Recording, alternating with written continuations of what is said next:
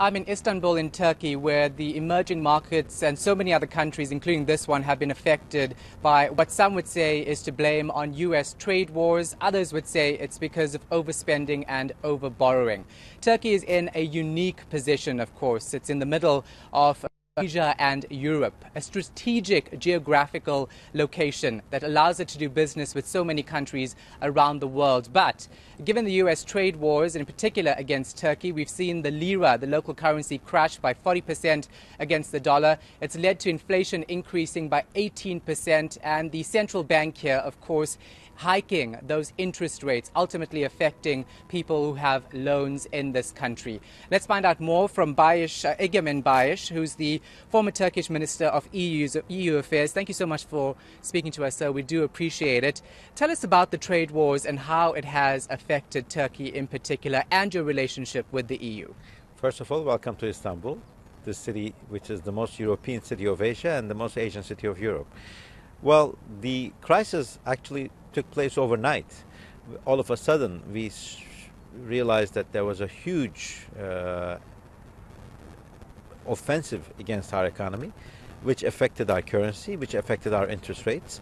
And there's only political explanations, not an economic or logical, realistic explanation to what happened. But this is what it is. We're living in a Trump world, and things do happen. All of a sudden, they levy 50% additional taxes on Turkish steel and iron. They put other tariffs. And this is not an ally-like attitude. Turkey is a member of NATO. We have the second largest military within NATO after the United States. And this is not ally-like attitude. But we will survive. We have survived much worse. Back in 1999, we had 8,000% interest rates overnight among banks, and we survived even that crisis. So this is something that we can handle. Turkey is a country of 82 million young people. Our median average age is 30, and we are consuming, therefore we're producing. Our internal market is strong enough to turn the wheels around, and we will overcome this difficulty. As we are speaking, we are housing 3.5 million Syrians and more than 500,000 Iraqis who have found refuge in Turkey. And this nation has been very welcoming to their neighbors coming from Syria and Iraq. And we have welcomed them, and we have been spending more than $30 billion on their needs in terms of food, education, healthcare, and so forth. We will continue doing what is right, and we believe that if you do the right thing, eventually things will prosper. Now, while the US trade wars has had a major impact on what's happening in terms of the markets here, some experts still argue that Turkey did not protect itself. Turkey is overborrowing and overspending. In fact, the EU holds much of Turkey's debt. Spain in particular holds $82 billion of Turkey's debt. You would have been in a better position if you didn't have so much debt. Actually, the country that has the highest debt in the world is the United States. There are many countries who have much higher debts compared to Turkey. The only way to provide better services to your citizens is to be able to borrow and use it for the infrastructure. We today have more bridges than ever, more universities than ever, more schools than ever, more highways. And they do cost money, but it also increases your trade. More companies are now opening offices in Turkey. More companies are doing their import and export via Turkey. And through these investments, Turkish government has been collecting a lot more taxes compared to the past. So these are investments. We have borrowed more than what we used to, but we haven't spent the money on unnecessary luxury items, them on the real needs of the people. Turkish people today have much better healthcare, for example. We have much better hospitals. We have much better roads, so there are less people dying on traffic accidents. Today we have the best universities,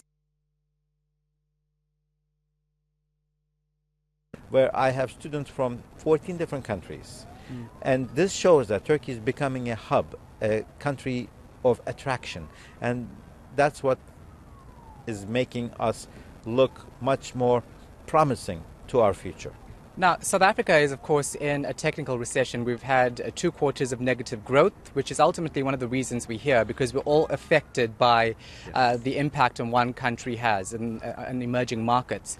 What would you say is the way forward for Turkey? You've revised your growth down. You've also taken inflation up, and you've increased interest rates by the central bank. For countries like South Africa, for Turkey, other emerging markets, how do we position ourselves in a way that will ultimately see us come out of something like this? I think in economies, the most important 2 factors are trust and confidence. If your people have trust in your plans, and if they are confident that the country will continue to grow, they will invest, they will create jobs, and if people have jobs, they will spend more. And when people do spend, people have to produce to their needs. It's a supply-demand cycle. So we have to establish the trust in our economies, and the good old saying of not putting all your eggs in one basket, not depending on one country alone, I think is the key to future. Right now, 60% of our foreign trade is with Europe, and we are enhancing our relations with Europe, but at the same time, we're also deepening our relations with countries like China, India, Russia, Iran, countries in the Middle East, Indonesia, Malaysia, the Southeast. This is what's making Turkey more confident. We're also investing into our relations with Africa. In the past, we had only 4 embassies in the continent of Africa. Today, we have around 30, and we will continue to open up more embassies in different African countries, and we will increase our trade, because the future is Africa, which is rich of all kinds of natural resources, hard labor, hardworking, honest people, and I think Africa should also show some confidence and trust in herself. Yeah. Thank you so much for your time. We appreciate it. Talking to me. That was Egemen Bağış, the former Turkish Minister of EU Affairs. Kolya, of course, we'll have updates on what's Turkey, Argentina and Brazil throughout the day right here on eNCA. I'll leave it here for now. It's back to you.